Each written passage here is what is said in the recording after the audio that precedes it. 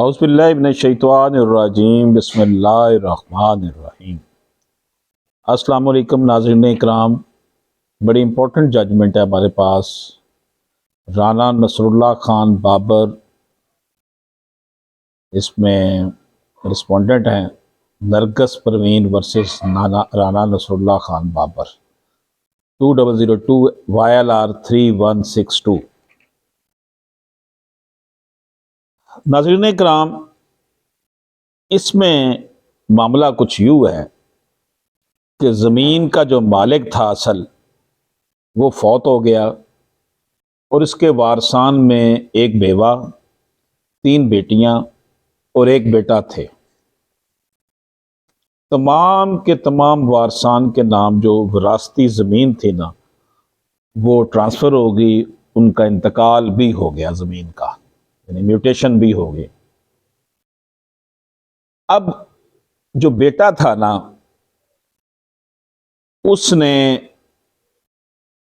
एक मुख्तारनामे के ज़रिए जो बहनों का हिस्सा था ना, वो उसने अपनी बीवी और अपने बेटों के नाम एक मुख्तारनामा बनवाया और उस मुख्तारनामे की मदद से जो बहनों का हिस्सा था वो अपनी बीवी और अपने बेटों को गिफ्ट कर दिया और वो ज़मीन आगे फिर उन्होंने सेल भी कर दी। बहनों को जब इस ट्रांजैक्शन का पता चला तो उन्होंने सिविल कोर्ट में दावा कर दिया कि उन्होंने कभी भी अपने भाई को ये इख्तियार नहीं दिया कि वो हमारी ज़मीन किसी को गिफ्ट करे या बैग करे, और ना ही उन्होंने कोई ऐसा पावर ऑफ अटॉर्नी बना कर दिया है। अब जो भाई वाली पार्टी थी, उनके कौंसल का कहना था कि ये मुख्तारनामा दिया है इन्होंने, उसकी बुनियाद पर हमने ये ट्रांजैक्शन हुई है। अब जो सिविल कोर्ट थी, ट्रायल कोर्ट, उसने बहनों के दावे को खारिज कर दिया, भाई के हक में फैसला कर दिया। बहनें फिर डिस्ट्रिक्ट कोर्ट में चली गईं, डिस्ट्रिक्ट कोर्ट ने बहनों के हक में फैसला कर दिया। फिर ये केस चला गया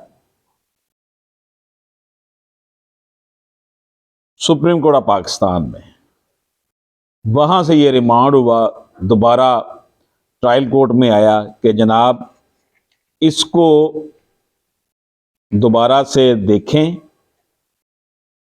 कि मुख्तारनामा असली है या नहीं है, इसकी हतमी फाइंडिंग्स दें और इस मुख्तारनामा की मदद से जो गिफ्ट हुआ है और गिफ्ट के बाद सब्सिक्वेंट ट्रांजैक्शन हुई हैं, उन्होंने आगे फरोख्त कर दिया है, उसके मुतल्लिक फाइंडिंग दें।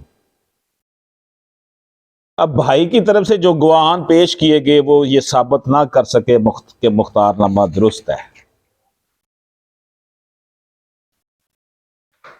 तो अदालत ने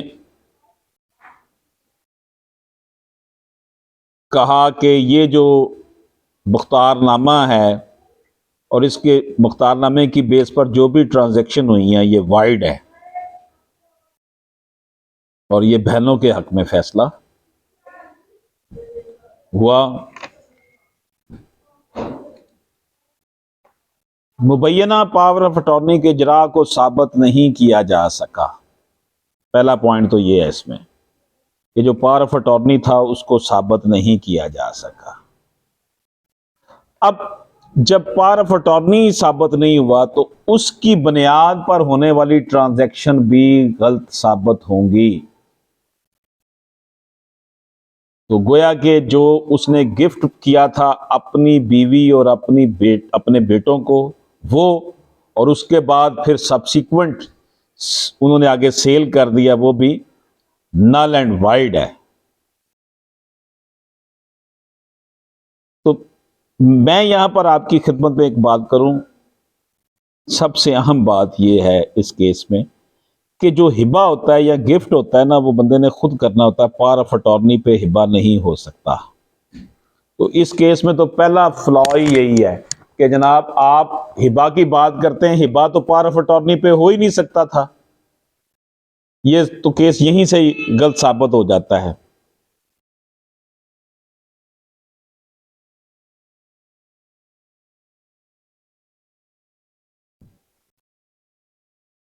पावर ऑफ अटॉर्नी जो है उसको फिर दुरुस्त साबित नहीं किया जा सका और पावर ऑफ अटॉर्नी जो है उसकी बुनियाद पर होने वाली तमाम कार्रवाइयां बातिल करार दे दी गई।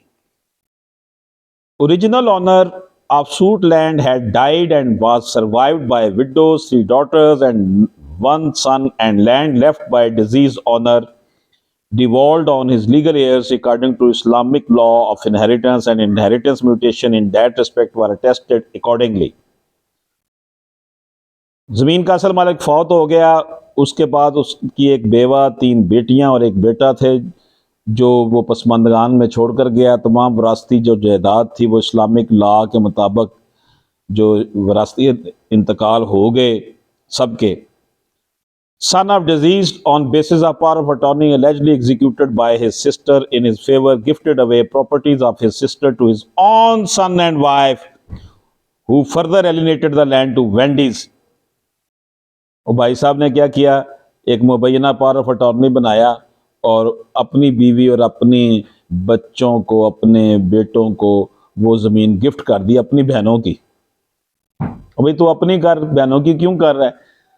तो मैं यहाँ पर कानूनी नुक्ता एक अहम बता दूं आपको कि पावर ऑफ अटॉर्नी पर कभी भी गिफ्ट नहीं हो सकता। गिफ्ट हमेशा होगा जिस वही बंदा करेगा जो असल मालिक है। तो ये यहीं पे बात गलत हुई। वो ज़मीन फिर आगे मजीद बेच दी उनके नाम गिफ्ट करके। They had their brother defendant to gift away or alienate their land. Plaintiff denied execution of power of attorney in favor of their brother defend। उसने कहा जी हमने अपने भाई को कभी भी पावर ऑफ अटॉर्नी नहीं दिया। ये बात matter went up to supreme court and case was remanded to give a definite finding regarding the genuineness or otherwise of alleged power of attorney on basis of evidence on record, and also to decide subsequent transaction of gift and sale of suit property। तो इसमें ये करार दिया गया, findings उन्होंने कहा supreme court ने remand किया कि देखें इसको कंक्लूड करें और एविडेंस जो ऑन रिकॉर्ड है उसके मुताबिक। जब एक चीज़ ही गलत है, मुख्तारनामा ही गलत बना हुआ है, तो उसकी बुनियाद पर जो जो कुछ होता जाएगा वो नल एंड वाइड है, वो गैर कानूनी है। उसकी बुनियाद पर इन्होंने गिफ्ट की, वो भी गैर कानूनी। उसके बाद वो जो बेची उसकी बुनियाद पर ही गई ना, सबसीक्वेंट ट्रांजैक्शन हुई, वो भी गैर कानूनी।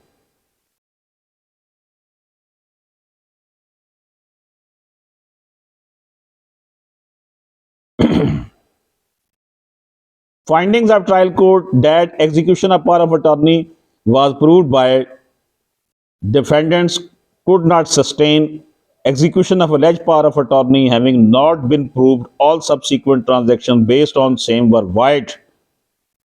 ये है जनाब इस केस का लुबे लबाब फैसला कि मुबैना पावर ऑफ अटॉर्नी के इजरा को साबित नहीं किया जा सका, चनाचे इसकी बुनियाद पर होने वाली तमाम जो ट्रांजैक्शंस हैं, सबसीक्वेंट ट्रांजैक्शन है, वो बातिल तस्वर होंगी। मुद्दईयान में से एक मुद्दईया का बयान अर्जी दावा के ऐन मुताबिक था और इस पर जिरा की गई, लेकिन इस मुतनाज़ा पावर ऑफ अटॉर्नी का इसको तकाबल ना करवाया गया क्योंकि पावर ऑफ अटॉर्नी के इजरा को साबित नहीं किया जा सका, इसलिए इसकी बुनियाद पर बाकी मानदा तमाम कार्रवाइयाँ बातिल होंगी। नाज़रीन इकराम, आपकी खिदमत में हमारे YouTube चैनल पर बहुत सी वीडियोस आपको मिलती हैं। आपसे गुजारिश है कि अगर आपने अभी तक हमारा YouTube चैनल सब्सक्राइब नहीं किया तो इसे सब्सक्राइब फरमा लें, बेल आइकन को क्लिक कर लें ताकि हम जितनी भी वीडियोस उर्दू ज़बान में कानून से आगाही के हवाले से बनाते हैं वो आप तक बर वक्त पहुँचती रहें। अशरफ आसमी एडवोकेट को इजाज़त दीजिए। अल्लाह हाफिज़।